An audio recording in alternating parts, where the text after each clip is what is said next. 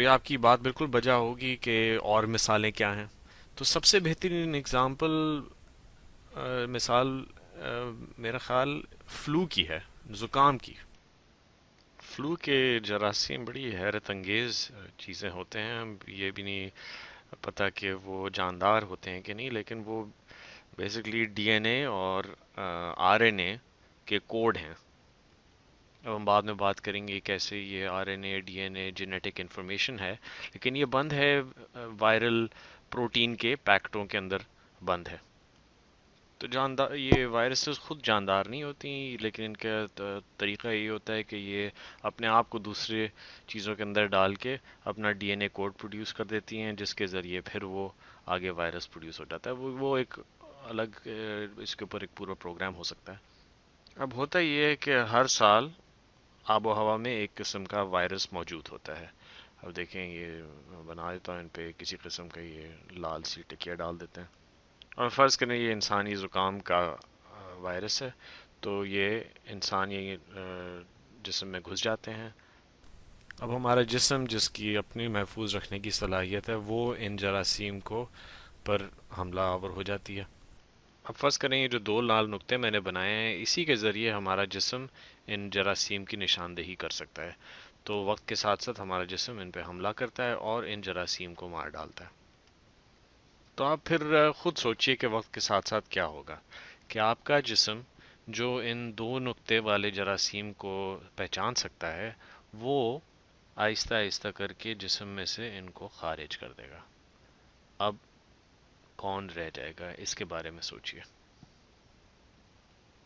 اور فلو کے جو جراثیم ہوتے ہیں، ان میں خود کئی، اب یہ میں نے اگر نقطوں کا استعمال کیا تو ان کی ان کی اپنی جو آبادی ہے، اس میں کافی اختلاف ہوتا ہے. اب کچھ دو نقطے ہوں گے، کچھ ایک نقطہ، کسی میں کوئی بھی نقطہ نہیں ہوگا. تو اگر ہم خالی دو نقطے والوں کو ختم کر دیں گے تو جو رہ جائیں گے ان میں کوئی بھی نقطے نہیں ہوں گے. یا دو نقطوں، کوئی نقطوں کے بغیر جو جن میں ایک نقطہ ہے، کہیے کہ وہ 1 ملین میں سے ایک ہوتا ہے اس قسم کا. تو اب اس رد عمل کے بعد کیا ہوگا؟ تو ایک نقطے والا جو جراثیم ہے، وہ ان کے پاس کھلا میدان ان کو مل جائے گا، اور وہ ان کی آبادی بڑھنا شروع ہو جائے گی، کیونکہ اب ان کو دوسرے والے جراثیم ان کی جگہ نہیں لے رہے. تو اب جب اگلا سائل آئے گا، وہ کہ ایک نقطے والے جو جراثیم ہیں وہ اکثریت میں پائے جائیں گے، اور وہی آپ کے دروازوں پہ اور بسوں کے ڈنڈوں پہ پائے جائیں گے اور لوگوں کے جسموں میں گھس جائیں گے.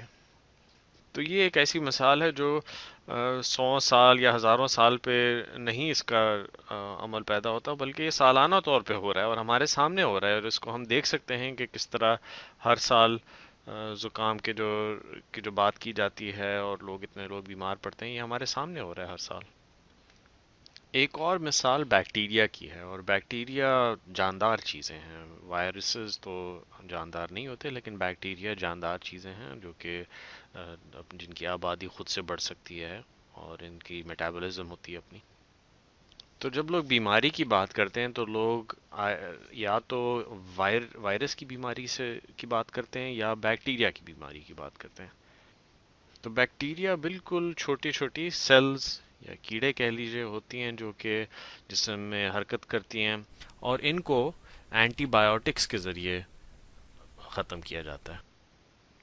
یہ میں نے غلط لکھ لیا ہے انگریزی میں، اس کو اس طرح لکھا جاتا ہے انگریزی میں. تو اینٹی بایوٹکس کے استعمال سے بیکٹیریا کو ختم کیا جاتا ہے جسم میں. اب جب آپ بیمار پڑتے ہیں اور اگر آپ ڈاکٹر کے پاس جائیں اور کہیں جی مجھے بیکٹیریا کی بیماری ہوگی ہے، مجھے اینٹی بایوٹک دے دیں، تو اچھا ڈاکٹر کبھی ایک دم آپ کو اینٹی بایوٹک نہیں دے گا. مجھے کہنا چاہیے اسے نہیں دینا چاہیے، کیونکہ اس اینٹی بایوٹک کے استعمال سے آپ ایسی بیکٹیریا پیدا کر سکتے ہیں، بلکہ مجھے نہیں کہنا چاہیے پیدا کر سکتے ہیں، آپ ایک ایسی بیکٹیریا کو ایسا ماحول پیدا کر سکتے ہیں جس سے ایسی بیکٹیریا جنم لے جو کہ آپ کی اینٹی بایوٹک سے اس کو کوئی نقصان نہیں پہنچے گا. اب فرض کریں ایک بیکٹیریا کی آبادی ہے، جس کروڑوں قسم کی بیکٹیریا ہیں، اور اس میں سے کچھ یہ ایک خاص قسم کی نیلی قسم کی بھی بیکٹیریا موجود ہے، اور فرض کریں کہ یہ سب آپ کو بیمار کرتی ہیں، اور یہ جو نیلی والی بھی ہے یہ ان میں سے ایک خاص قسم کی ہے، بل یہ بھی آپ کو بیمار کرتی ہے۔ آپ چاہیں گے کہ یہ آپ کے جسم میں نہ آئے کیونکہ یہ سب آپ کو بیمار کرتے ہیں، اور آپ چاہیں گے کہ آپ کا جسم حملہ کر کے ان سب کو ختم کر دے۔ اب کیا ہوگا کہ اگر ہم اینٹی بیکٹیریا کا بے دھڑک اینٹی بایوٹک کا بے دھڑک استعمال شروع کر دیں، اور تو وہ ہرے والے بیکٹیریا جو اینٹی بایوٹک ختم کر دیتا ہے وہ ختم ہونے شروع ہو جائیں گے، اور نیلا والا بیکٹیریا، اس کے لیے میدان کھلا۔ پہلے نیلے والے کو لڑنا پڑ رہا تھا میدان میں ان سب ہرے والوں کے ساتھ کھانے کے لیے، جسم کی خوراک جو وہ پہلے لے رہا تھا، اب اس کے لیے میدان بالکل کھلا ہے۔ اب نیلے والی بیکٹیریا کی آبادی دبا دب بڑھے گی، اور یہ نہیں کہ اس کا اپنا کوئی ذہنیت ہے یا رد عمل ہے، یہ ماحول میں اس کی تبدیلی آ گئی جس کی وجہ سے اس کی آبادی بڑھ گئی ہے۔ تو امید ہے آپ یہ بات سمجھ رہے ہیں کہ اس کے پیچھے کوئی ذہانت نہیں ہے، یہ ایک بے ترتیبی ہے، ایک بے ترتیبی کے کی وجہ سے آٹومیٹکلی آپ سمجھیں کہ وہ ماحول ایسا کریٹ ہو گیا، جو میرے خیال میں آپ سمجھ رہے ہوں گے، جس کی وجہ سے نیلا بیکٹیریا جو ہے وہ اس کی آبادی بڑھ گئی ہے۔ اب کوئی پتہ نہیں کہ یہ جو نیلا بیکٹیریا تھا، اس کی یہ خالی ایک ہو 1 بلین میں، یعنی کہ 100 کروڑ میں خالی ایک ہو، لیکن اس اینٹی بایوٹک کے استعمال سے اس کی آبادی بڑھ گئی ہو، اور پھر ہم جو اینٹی بایوٹک کا ذکر کر رہے تھے وہ بالکل ناکارہ ہو جائے، اور یہی نیلا جو بیکٹیریا ہے اس کو اس کے پیچھے لوگ پریشان ہو، اس کو سپر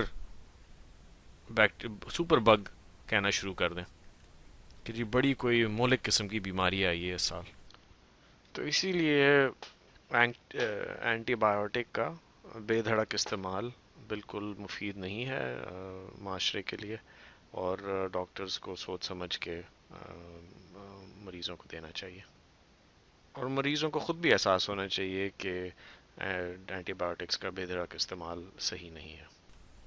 تو ہم نے کچھ مثالیں دیکھی ہیں ایولیوشن کی، اور میں یہی چاہتا تھا کہ بائیولوجی کا جو ایک بہت بڑا مضمون ہے وہ ہم ایولیوشن کے ٹاپک سے شروع کریں، کیونکہ یہ بہت ہی ضروری ٹاپک ہے، کیونکہ آپ اگر زمین ہماری جو اس زمین کو کی اگر مثالیں نہ دیکھیں، آپ فرض کریں آپ کسی اور سیارے پہ ہوں، اور ادھر کی جو جاندار چیزیں ہیں وہ بالکل مختلف ہوں، وہ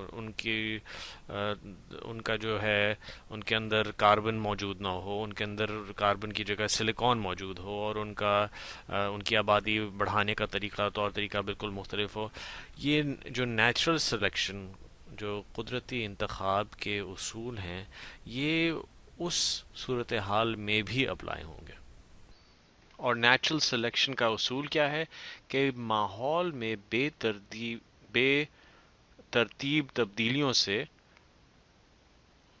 اس کی جاندار چیزوں میں تبدیلی آ سکتی ہے، جاندار اور غیر جاندار چیزوں میں تبدیلی آ سکتی ہے۔